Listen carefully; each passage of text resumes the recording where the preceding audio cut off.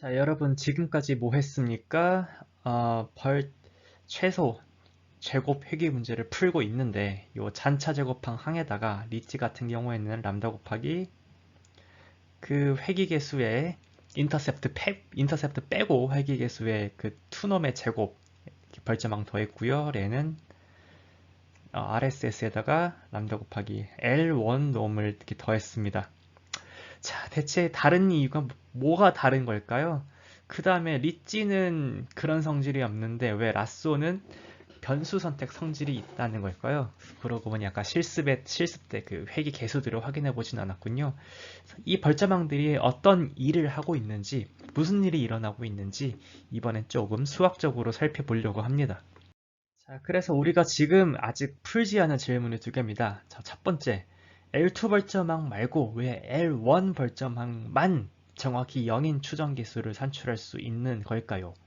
그다음에 두 번째, 왜 그 규제라는 그 축소 추정법 그 벌점항이 왜 기존의 학습기의 분산을 더 낮출 수 있는 걸까요?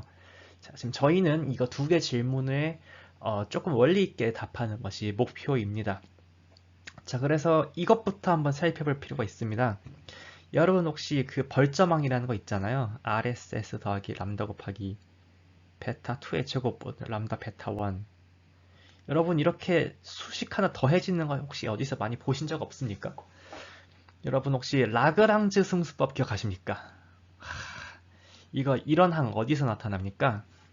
사실은 여러분들이 자 똑같은 문제를 푸는데 제약이 있는 문제를 풀고자 하면 요게 그 라그랑즈 승수법에 의하면은 요 제약항을 또르르르르 올려가지고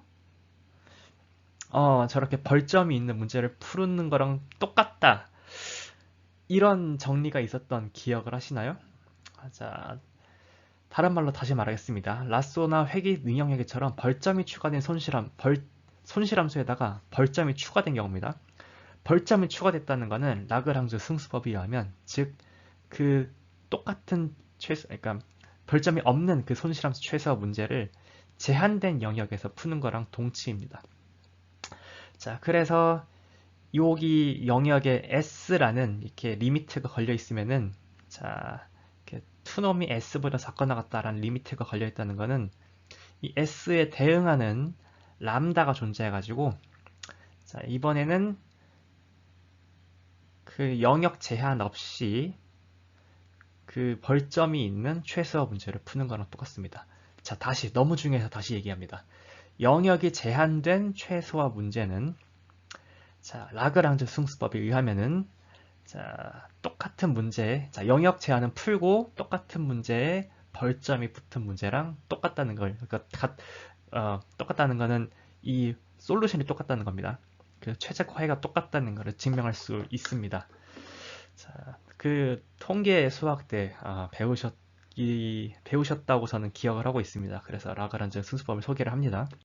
그래서 포인트는 똑같은 함수를 제한된 영역에서 최적화하나 아니면 벌점을 추가해서 최적화하나 이렇게 이게 같은 말입니다.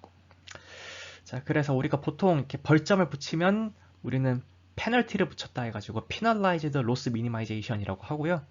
그다음에 이렇게 제약 조건이 있는 형식으로 썼을 경우에는 loss minimization under constraint라고 보통 영어로 얘기를 합니다. 자, 그래서 벌점이 추가된 손실함수 최소 문제에서는 이 람다가 이 얼마나 제약이 되는지를 지배를 하고요. 그게 이 제한된 영역에서의 최소 문제에서는 S라는 상수에 대응이 됩니다. 그래서 람다랑 S는 나름의 1대1 대응입니다. 물론 그게 명시적으로 정의되지는 않아요. 다만 그래서 걔가 람다가 증가할수록 그에 상응한 S가 감소하다는 건 알고 있습니다. 사실 우리가 큰 람다의 그 규제 문제를 푸는 거는 뭐랑 똑같냐면은 이 S가 되게 작은 문제를 푸는 거예요. 람다를 키우면 커질수록 이 S가 작아집니다.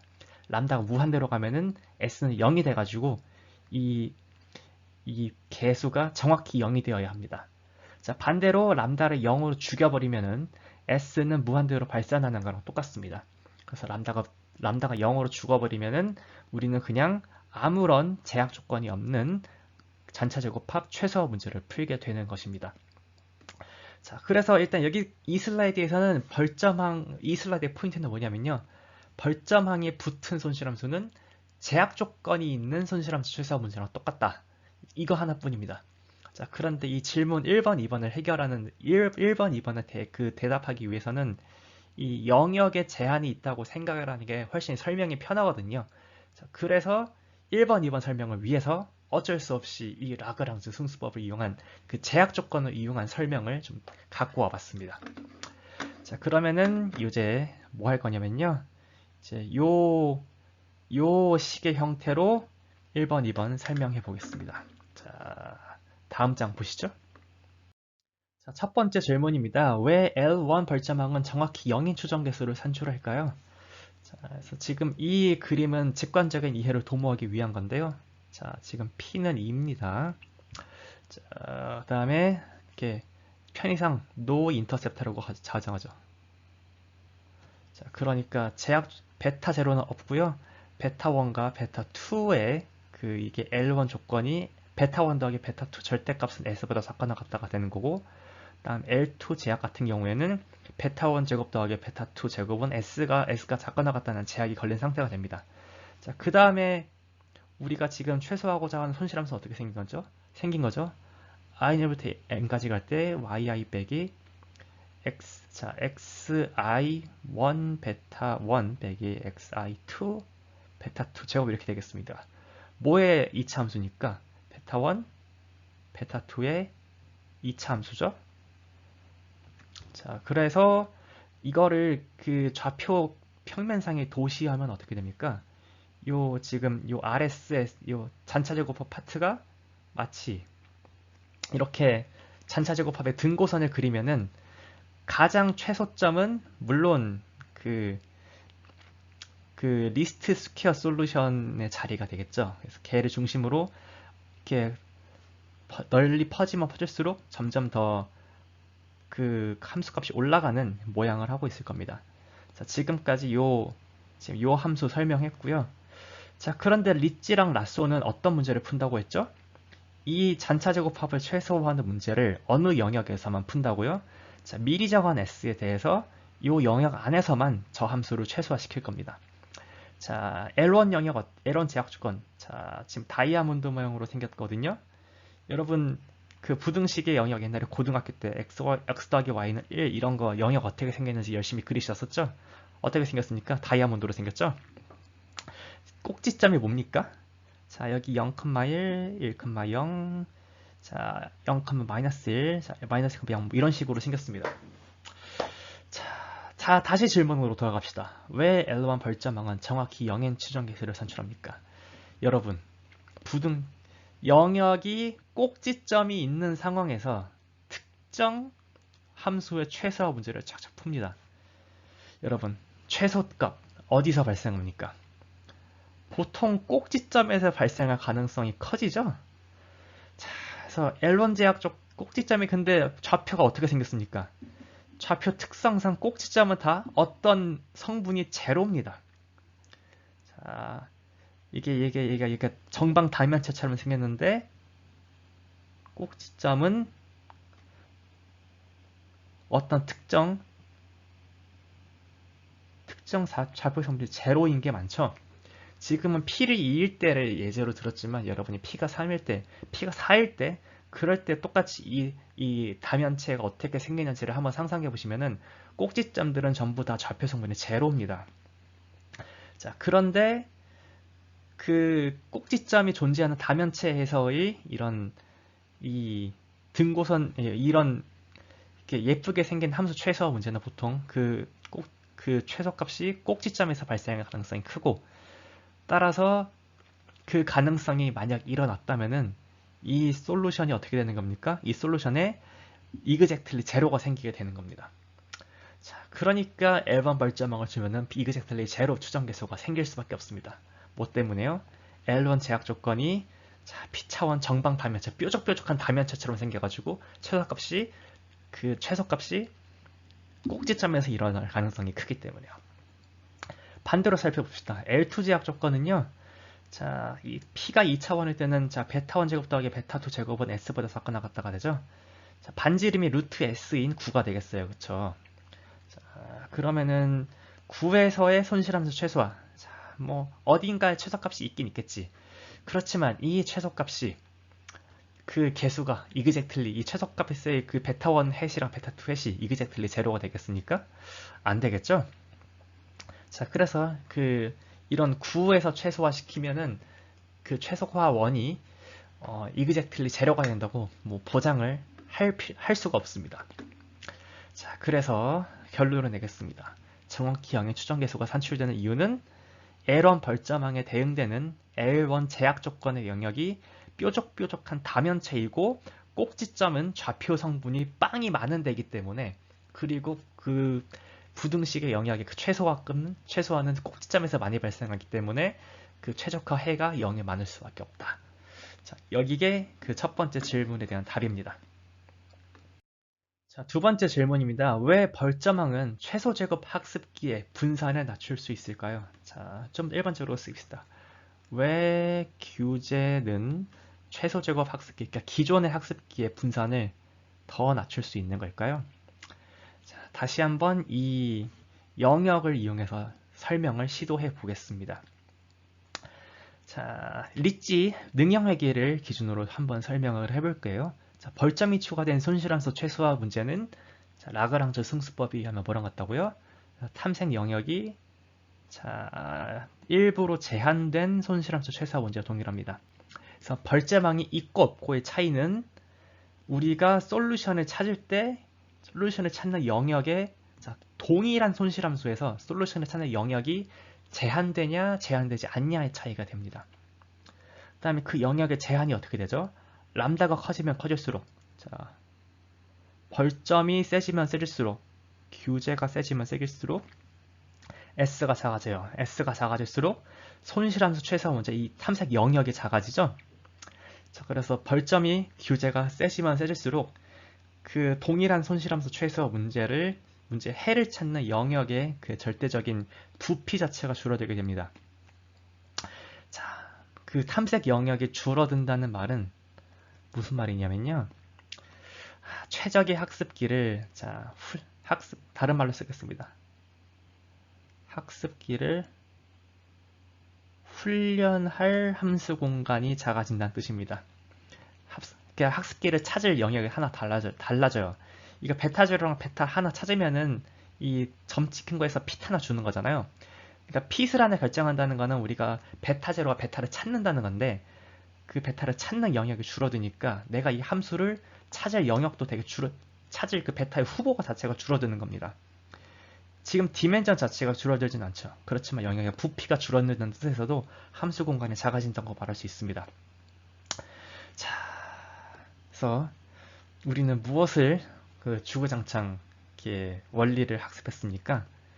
대체적으로 우리가 탐색할 함수 공간이 작아질수록 자, 그러니까 베타의 디멘전이 작아질수록 우리는 학습기의 편향은 커지고 대신 분산이 감소한다는 걸 많이 직관적으로 좀 배웠었는데요. 지금 함수 공간이 작아진다는 의미에 베타의 디멘전이 작아진다 뿐만이 아니라 우리가 새로 작아진 겁니다. 새로 배운 겁니다. 베타의 이 영역의 디멘전이 같더라도 영역의 부피가 줄어든다는 것은 함수 공간이 작아진다는 뜻이고 그럼 그럴수록 그 작은 영역에서만 그러니까 우리의 어쩌면은 이 S를 세게 준다는 것은 우리가 이 모델 자체가 특정한 형태를 취하기를 강제하는 거거든요. 그 강제된 영역 안에서만 그 훈련을 하기 때문에 그 찾아진 학습기는 이미 어느 정도 생긴 모양이 결정이 돼 있을 테고 그 결정된 학습기의 편향은 클 수밖에 없죠. 하지만 편향 분산 상충의 원리에 의하면 편향이 커지면 대신 뭘 누를 수 있습니까? 분산이 감소하는 걸 누를 수 있습니다. 만약에 편향은 조금만 커지고 분산이 많이 감소한다면은 편향과 분산과 이리듀서블 에러의 합인 그 테스트 에러 자체는 테스트 MSE 자체는 줄어들 수 있겠죠. 자, 그래서 그 시뮬레이션 데이터에서 이 분산 편향의 상충이 어떤 식으로 이 람다를 키움에 따라 일어나는지 제시가 되어 있습니다. 다음 슬라이드에서 한번 살펴볼게요. 자, 얘네 한번 봐보십시오. 그 ISL의 책에 사실 여기 부분을 한번 읽어보면 좋고요. 자, 피게 6.8이랑 6.9 설명입니다. 전산 실험 세팅이 어땠냐면요. 그 N은 50이고 P는 45입니다. 거의 N이랑 P랑 비슷해요. 그다음에 참 모형은 선형 모형입니다. 자, 그러면 이전 슬라이드 몇 쪽이었냐면은 자, 이전 슬라이드 11쪽이거든요. 그래서 11쪽에서 똑같은 세팅을 갖고 온 겁니다. 그래서 그 세팅을 보시면은 바이어스가 조금 늘어나는 대신에 분산이 많이, 그러니까 람다를 키울 때 바이어스가 조금 늘어나는데 분산이 많이 줄어가지고 테스트 MSE 자체가 중간에 좀 낮아지는 영역이 생기죠. 지금 그거를 다시 한번 아까 재탕을 설명을 한 거고요. 다음에 이번 슬라이드에서는 능형 회기랑 라쏘 회기를 이제 조금 비교를 해보겠습니다. 자, 그래서 똑같은 세팅인데, 자, P가 6.8이랑 6.9가 그 참 선형 모형, 자, P가 45니까 이렇게 true를 뭐 이렇게 y는 x 베타 0 더하기 베타 1 x1 더하기 베타 45 x 45로 가정을 했을 때 이 코에피션트를 다르게 해가지고 이 가상의 xi, yi를 많이 생성할 수 있겠죠. 두 가지 시나리오를 고려를 했습니다. 자, P가 6.8에서는 이 베타 1부터 베타 45까지가 모두 넌제로일 때로 실험을 했습니다. 자, 그때는 테스트 MSE 기준으로 능형 얘기가 더 그 성능이 좋았어요. 자, 그 다음에 P가 6.9를 보시면은 두 개만 참개수를 넌제로 했습니다. 그러니까 이를테면은 베타 1만 넌제로, 베타 2만 넌제로 하고요. 베타 3부터 베타 45까지는 다 제로로 만들었습니다. 그럴 때는 라쏘 회기가 더 테스트 MSE가 좋다고 했습니다. 무슨 말입니까? 예측 성능 측면에서는 무조건적으로 우월한 방법이 없다 이 얘기가 되겠습니다. 자, 그러면은 이런 간단한 실험에서 얻을 수 있는 인사이트는 뭐냐면요. 자, 요 참개수가 모두 넌제로인 건 아니다. 두 개만 참개수가 넌제로인 건 어떤 상황에 어떤 일반화라고 어떤 상황에 단순화라고 볼 수 있냐면 소수 변수는 개수가 엄청 큽니다. 근데 그러니까 진짜 데이터가 다른 다수의 변수는 되게 그 개수가 되게 미미한 겁니다. 자, 이런 경우는 요 P가 6.9랑 비슷하니까 그때는 테스트 MSE를 테스트셋을 떼서 쟀을 때 라쏘에게 성능이 더 좋을 거라고 예상할 수 있습니다. 자, 반대로 자, P가 6.8이 단순화하고 있는 상황, 대부분의 변수가 비슷한 정도로 반응 변수에 관여하는 상황, 코에피션트가 비등비등한 상황이라면 그때는 능형회귀의 성능이 더 좋을 것이라고 예상하실 수 있겠습니다. 물론 실생활 데이터셋에서는 뭐가 더 이렇게 몇 개의 피처가 과연 넌제로 연관이 있을지, 그다음에 넌제로 피처들이 얼마나 그러니까 넌제로 연관을 갖고 있는 반응 변수랑 넌제로 연관을 갖고 있는 피처들이 얼마나 비등비등하게 이렇게 그 개수를 갖고 있을 것인지 사실 선형을 따를 것인지 안 따를 것인지조차 잘 알려져 있지 않죠. 그래서 여러분들은 뭐가 더 좋을지 실생활 데이터에서 재보기 위해서는 자, 검증 오류나 아니면 교차 검증 오류를 재셔서 그 모형들을 평가하실 필요가 있겠습니다. 자, 그래서 이거를 아까 실습에서 했었죠.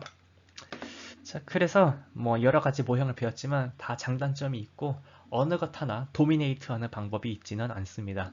여러 개 다 돌려보시는 게 장땡입니다. 다음 슬라이드 보겠습니다. 자, 이제 예제 두 개입니다. 그래서 하나는 제가 데이터는 크레딧 데이터고요. 똑같이 그 y는 밸런스고 나머지 10개의 변수 가지고 돌렸습니다. 이번 페이지는 리찌를 돌린 거고요. 다음 페이지는 라쏘를 돌린 겁니다. 자, 그래서 이번 피겨 6.12 예제에서는 다양한 람다에 대해서 자, 이건 ISL의 책은 리브원 CV 좋아하지만 여러분들 리브원 CV 쓰실 필요 없다고 생각합니다.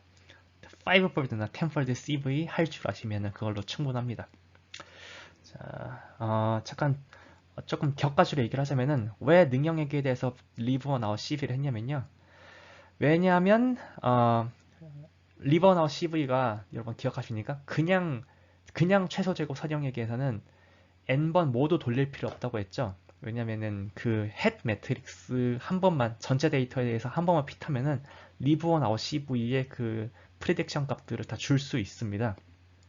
그게 뭐 때문이냐면은 그 최소 제곱 회기는 베타가 뭐 이런 식으로 계산되거든요. 뭐 x 트랜스포즈 x 인버스 x 트랜스포즈 y였던 거 기억하세요? 네.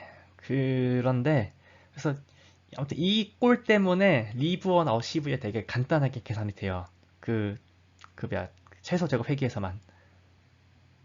능형은 근데 여러분들이 람다 이렇게 R 한번 잘 생각해 보시면은 이것도 사실 애널리틱 포뮬러가 있습니다. x 트랜스포즈 x 더하기 람다 I 인버스 x 트랜스포즈 y 이렇게 해가 잘 정의가 됩니다. 자, 왜냐면은 페널티 텀이 람다 베타 제곱이었죠. 자, 편의상 인터셉트 없다고 가정하려고 그냥 쓰고 있습니다. 이 람다 베타 제곱이 람다 곱하기 베타 트랜스포즈 자, 항등행렬 베타 이런 식으로 쓸 수 있거든요. 자, 그래서 좌측의 그 최소 제곱 잔차 제곱합 파트도 베타에 대한 2차식이죠. 근데 페널티도 베타에 대한 2차식이니까 전체가 베타에 대한 2차식이 돼서 잘 정리할 수가 있게 됩니다. 자, 그래서 똑같이 능형에게도 이런 클로즈드 폼 포뮬라가 해석적 표현으로 솔루션이 존재하고 대충 이게 최소 제곱의 솔루션과 비슷하게 생겼기 때문에 똑같이 리브원하고 CV를 계산하실 때 n번 모델을 피팅할 필요가 없이 한 번만 전체 데이터에 대해서 한 번만 모델을 피팅하시면 그 리브원하고 그 에러를 착착착착 계산하실 수 있게 되거든요. 그래서 책에서는 능형에게 대해서만 리브원하고 CV를 한 것입니다. 네, 여러분들 뭐 이거는 어디까지나 이 리지에만 적용된 얘기이기 때문에 뭐 그렇게 쓸모 있는 얘기는 아닙니다. 여러분 라쏘 회계는 이렇게 해석적인 표현으로 솔루션이 존재하지 않습니다. 컴퓨터로 계산할 수밖에 없습니다. 자, 어쨌건 교차 검증 오류 좌측에서는 자, 계산했고요. 그래서 폴드 여러 개에 대해서 평균 내가지고 자, 람다가 대충 5의 마이너스 1승 근처에서 최적의 람다가 결정이 됐습니다. 그거 가지고 이제 전체 데이터에 대해서 여기 지금 전체 데이터에 대해서 지금 베타, 람다, R 햇을 지금 오른쪽에 이렇게 적합을 한 건데 최적의 람다가 걸렸을 때 이제 요 개수들을 최종적으로 뭐 프리딕션에 사용하고 추정 개수로 내놓게 될 것입니다. 그래서 하나 노트하실 거는 자, 모든 람다에 대해서 적합된 개수들이 이렇게 넌제로죠? 넌제로가 있죠. 자, 여기까지 해서 능형 회귀 기준으로 교차 검증 오류 이용해서 최적의 람다를 찾고 그 최적의 람다에 대해서 풀 모델에서 개수 내보내는 얘기를 그림 두 개를 가지고 했습니다.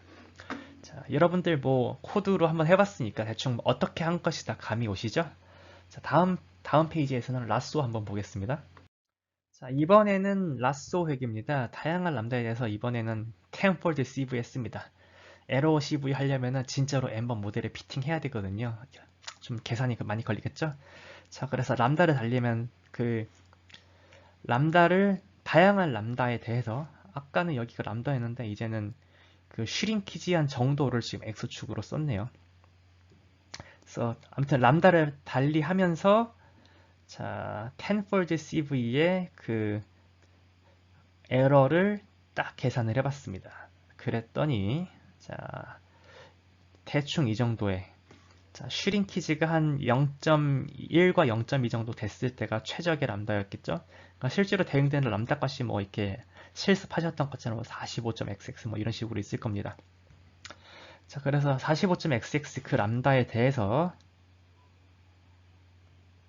자, 전체 데이터에 적합하였더니 자, 라쏘 같은 경우에는 전체 10개의 개수들이 다 넌제로였던 게 아니고 단 2개의 성분만 넌제로가 됐음이 이렇게 직관적으로 보여지게 되었습니다. 자, 그래서 이렇게 리찌랑 라쏘에 대해서 자, 최적의 람다를 골랐어요. 최적의 람다를 람다 스타라고 하겠습니다. 그럼 그때 자, 베타 1 햇부터 베타 10 햇까지 자, 리찌는 이렇게 있겠고 베타 1 L부터 베타 10 L 이렇게 있을 텐데 자, 최적의 람다 스타에 대해서요. 이 얘네들을 살펴보니까 리찌는 전부 넌제로고요. 라쏘는 몇 개는 넌제로고 나머지 8개는 전부 제로였다. 이렇게 나오는 겁니다. 자, 전부 넌제로인 것보다는 소수의 개수만 넌제로니까 아, 얘네들이 뭐 이렇게 유의하게 나왔다 뭐 이런 식으로 얘네들이 이 모형을 예측하는데 좀 사용되고 다른 거는 예측할 때 필요하지 않다. 이런 식으로 스토리를 만들어 나가실 수도 있겠죠. 자, 그래서 어찌 보면은 라쏘를 이용하면은 예측력도 좋게 하는 동시에 유용한 변수를 선택하는 데도 도움이 되겠다 싶기도 합니다. 자, 오늘 수요일 강의 때 커버하진 않겠지만 사실 이거는 미리 기억해 두세요. 라쏘가 선택한 변수가 트루 시그널이냐? 자, 조금 애매모호합니다. 그러니까 진짜로 참개수가 넌제로이냐 애매모호합니다. 자, 왜냐하면 라쏘가 다중공선상에 엄청 취약하거든요. 자, 이 얘기는 섹션 6.5에서 한번 할 기회가 있을 것 같습니다. 네, 우선은 이 라쏘의 의도, 변수 선택 성질이 그렇다고 100% 보장되는 어떤 좋은 성질이 아니고 좀 조심해야 되는 성질이다라는 것만 여기서 기억을 하셨으면 좋겠습니다. 어쨌건 해피하게 넌제로 딱 2개만 찾기는 했습니다. 약간의 이런 약간의 그러나 이런 약간 꾸주 원마이글 그 카페벤에 그걸 남겨두고요. 자, 여기까지 해가지고 이번 비디오에서 뭐 했냐면은 그 벌점 규제를 주는 것이 과연 그러니까 벌점형을 추가하는 것이 과연 내가 최소 제곱 그 잔차 최소화 문제에 나의 손실함수 최소화에 어떤 영향을 미치고 있는지 기하학적으로 좀 살펴봤고요. 그다음에 그래서 그 규제가 그 학습 성능을 어떻게 높일 수 있는지, 자, 분산을 높이고 분산을 줄이고 편향을 높이는 효과가 있다 그랬죠. 그 다음에 라쏘랑 리찌는 둘이 비교하면 장단점이 뭔지 한번 살펴봤습니다. 자, 그럼 다음 비디오에서 지금까지는 회귀 문제만 했는데 약간 어떤 식으로 일반화될 수 있는지 한번 살펴보겠습니다.